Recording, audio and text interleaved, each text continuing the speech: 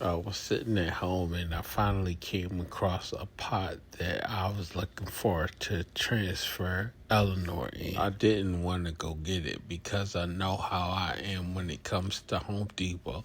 You go in there for one thing and then you end up buying other things. Their plant section was a little underwhelming. It had all the usual stuff. So I was doing good until I seen this Ethereum. As soon as I saw this, I was reaching to get me one, and then I saw the price. And I was like, hell no. Never again will I pay pandemic prices for a plant. So I was able to stick to my guns and I just bought the pot. Anyways, keep this in mind. I wasn't ready to repot Eleanor and friends because it's a big task. The first thing I had to do was create some drainage holes because this pot only came with one. And for a jungle in a pot like this, I need way more than just one big one. I know that some of you all are against buying soldering irons for some reason. But for me, it's the best $12 that I ever spent. I know I can heat up a screwdriver on the stove and wait and poke and wait and poke, but I don't have time for all that. I'll just stick with the constant heat of the soldering iron. But hey, do whatever works for you. I ain't gonna lie, man. The whole time I'm thinking of my approach to do this thing, I'm nervous as a motherfucker. I did not know where to start, so I just started digging up plants. And I'm noticing once I started that a lot of these, or some of these plants started losing leaves, but most of these plants were thriving. As I started to take this thing down, I kind of got excited about it. What I should have been doing is counting the plants as I was taking them out or as I was putting them in, but I realized now that I was doing neither. So I don't know exactly how many plants that I put in this thing. Somebody told me that a hilo is not an alocasia, and I can definitely see that based on how it looks, how light it is, and how it grows. Unfortunately, I was too rough and broke 3 stems off of this corn. Well, I'm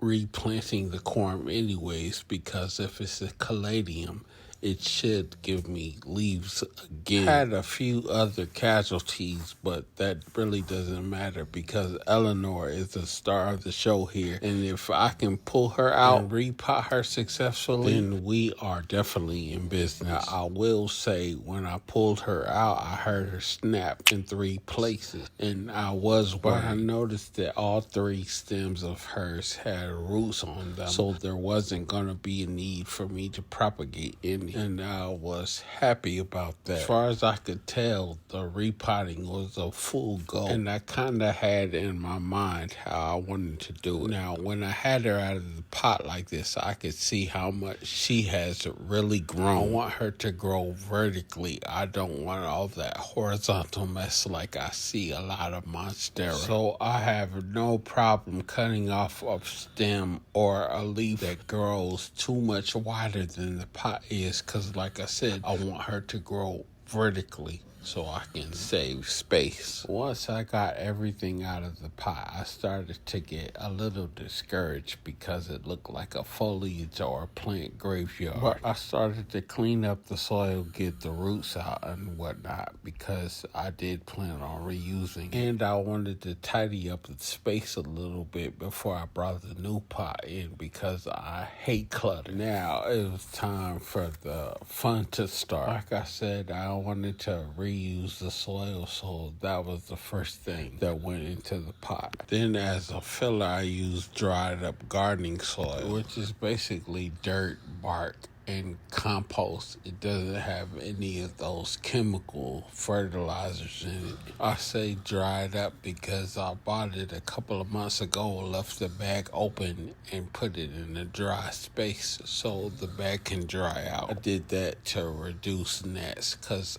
I do not trust bag soil from the big box stores. I added perlite and my own nutrients to spruce the soil up. Give it a good mixing, and now we are in business. Before I add any plants, I want to put the wood trellis in. But let me say this. For the big monsteras, especially if you want to keep them in check, there is no better support than a wood trellis. That's just my personal take. and my personal taste. I see a lot of people with the coco coir posts or the moss poles that are absolutely doing nothing for the monstera because half of the time they're not even touching the plant. So why are they in there? I get the wood trellis and zip tie the plant to the trellis because you will quickly find that monstera are just too strong for moss poles, and definitely those coco coir poles. Once I got Eleanor in and tied down, the rest was pretty much smooth sailing. Some plants didn't survive the removal, and there were a lot of plants that I just didn't want to put back in there because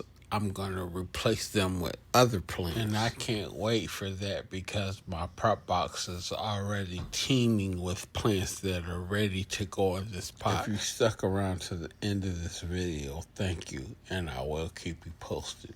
Happy planting, y'all.